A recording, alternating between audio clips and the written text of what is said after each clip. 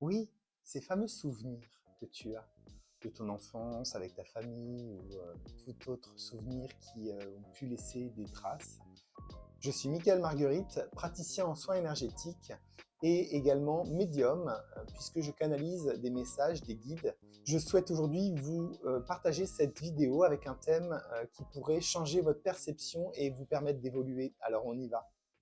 Oui, ces fameux souvenirs que tu as de ton enfance avec ta famille ou tout autre souvenir qui ont pu laisser des traces dans ton subconscient, eh bien, savais-tu que ça pouvait générer des croyances?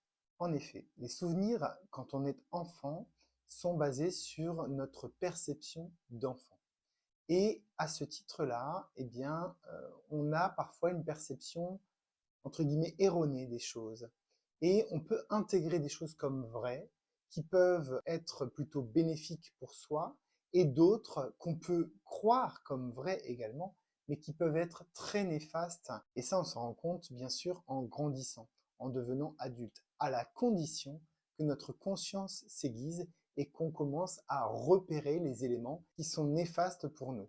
Je m'explique.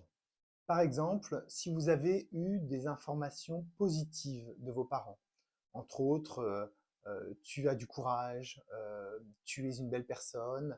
Ça, ce sont des éléments positifs qui vont vous nourrir et vous allez les intégrer, puisque vous êtes enfant et que vous croyez à ce que vos parents disent, vous allez les intégrer comme des croyances. Ça va venir amplifier, venir construire et renforcer votre estime de vous-même. Donc ça, ce sont des croyances qui sont positives et qui aident à la construction de soi.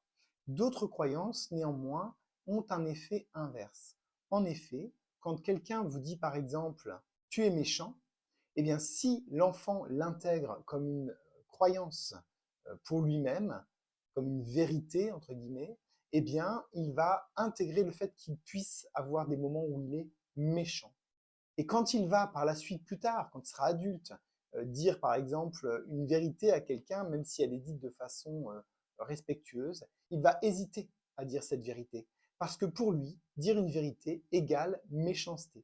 Et ce sont ces associations de croyances qui vont ériger vraiment ce qu'on appelle après des forteresses.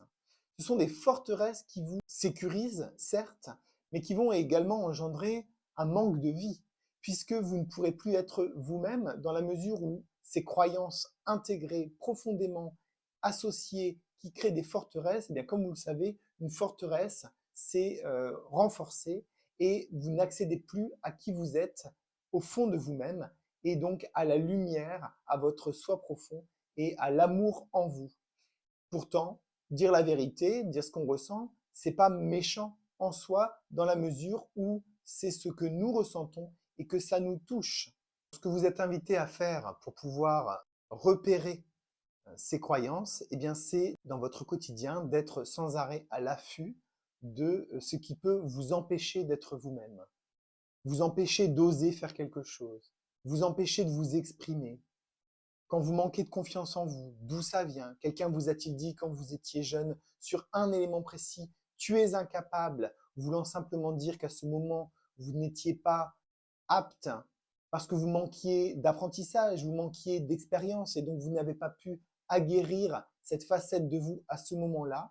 Vous l'avez intégrée, vous y avez cru, vous avez construit cette croyance et aujourd'hui, vous manquez de confiance en vous alors qu'en fait, avec un peu de pratique, avec un peu d'apprentissage, vous allez pouvoir avoir plus confiance, en tout cas dans ce domaine-là.